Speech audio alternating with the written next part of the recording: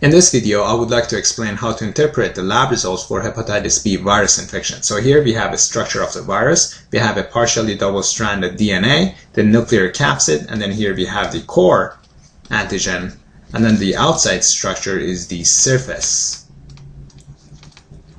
antigen. And then in between these two, we have the E antigen.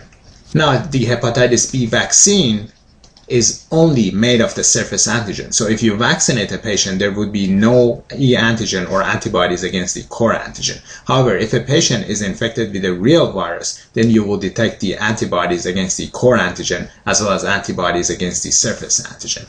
As for the E antigen, its concentration is relatively low. So if you detect E antigen in a patient, it means that there is a high viral load, as a consequence of which that patient is highly infective of hepatitis B. But if you cannot detect E antigen, it means that the viral load is low and thus that patient is not very infective.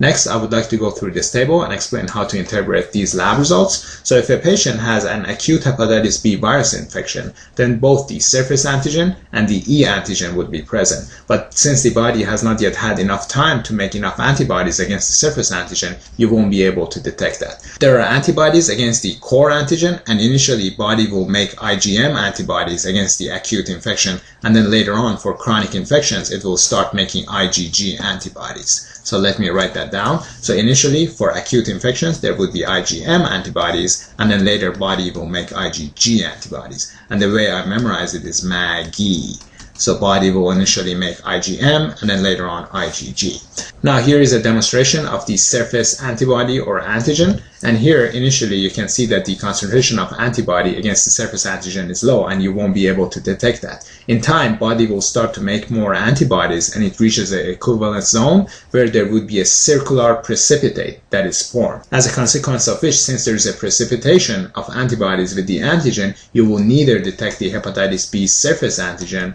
nor the hepatitis B surface antibody, and this is referred to as window period. So let's go back to the table. So if a patient reaches a window period, you will neither detect the surface antigen, E antigen, or the anti-hepatitis B surface antibody. Next, I would like to describe the difference between a patient that has recovered from infection versus a patient that has been immunized. So if a patient has recovered, there would be antibodies against both the core antigen as well as the surface antigen. But then if a patient has been immunized, there would be only IgG antibodies against the surface antigen, but then there won't be any antibodies against the core antigen. If a patient has chronic hepatitis B virus infection, then you will detect the surface antigen but no surface antibodies. And then depending on whether that patient is highly infective or not, you can detect the E antigen. So if E antigen is present, then it means that that patient has a high viral load, and thus that patient is highly infective. And if E antigen is not present, it means that patient has a low viral load, as a consequence of which the infectivity in that patient is low. And that concludes our discussion.